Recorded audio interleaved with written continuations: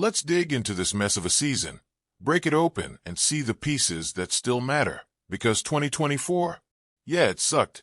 Miami went 8-9, barely swinging above .500, with injuries hitting like a sledgehammer. Heck, the offense, once a fearsome beast, capable of turning heads around the league, flatlined.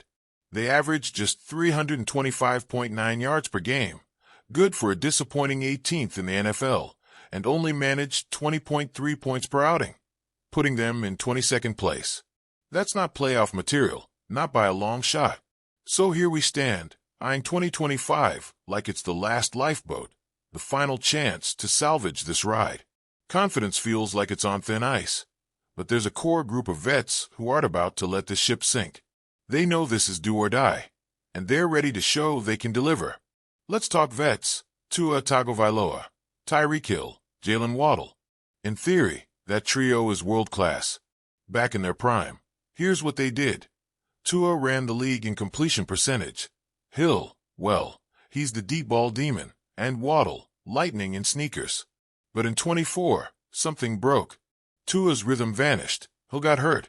Waddle bailed a touchdown shy of 1,000 yards. We all saw it. Camera cuts to Miami's offense looking lost and flat, lacking spark. So what's changed? That's the question simmering through Dolphin fandom. Where do we go from here? Accountability lies with the stars, yes, but this year also might be the tipping point for someone who slipped under the radar last season. Enter Malik Washington, a rookie who barely registered on the radar, a sixth-round pick who came in under the wire and somehow started making waves by season's end.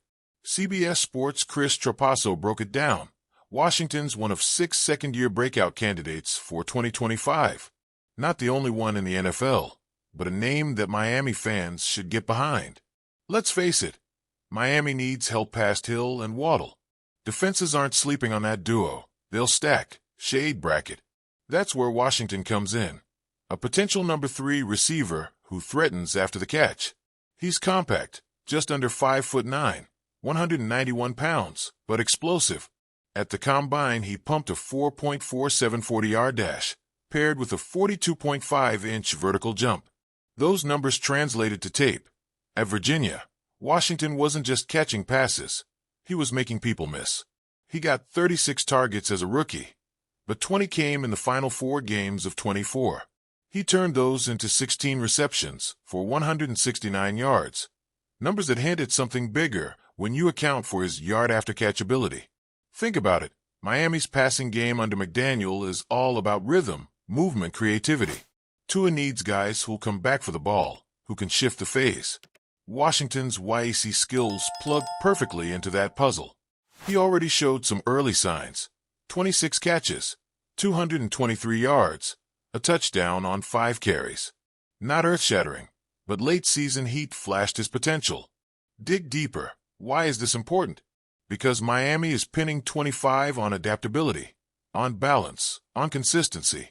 You don't win in Miami unless your offense can do multiple things. They can't just run snaps. They need to create chaos. Hill and Waddle can burn one guy, but there's only 2 of them.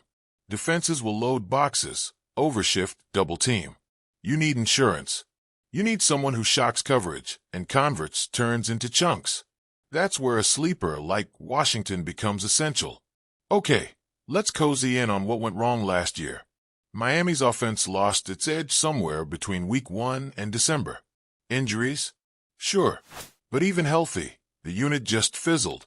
The schematic wizardry McDaniel is known for felt muted. Pass protection broke down. Run block stalled. Timing got off. When Tua isn't wrapping the ball in silk, Miami loses its zip. So what's the fix? Start with health. It's almost too obvious. Hill, Waddle, offensive line, Tua. Everyone needs to stay on the field. No more riding the bench for half the year. Then, distribute the ball. Don't let opponents key on 2 targets. Diversify. Insert at least one reliable new target who can grow trust this year. That's Washington's role. Efficient chain mover who keeps things humming, extends drives, takes pressure off those big names. Trapasso's shout-out isn't empty hype. He pointed out what we're repeating. Washington is built for the system. Says the rugged, YAC specialist is tailor-made for McDaniel's passing attack. He brings grit, explosiveness, physicality after the catch. Exactly what Miami has been missing. And he's got the metrics, combined numbers outpacing height, mass, core strength,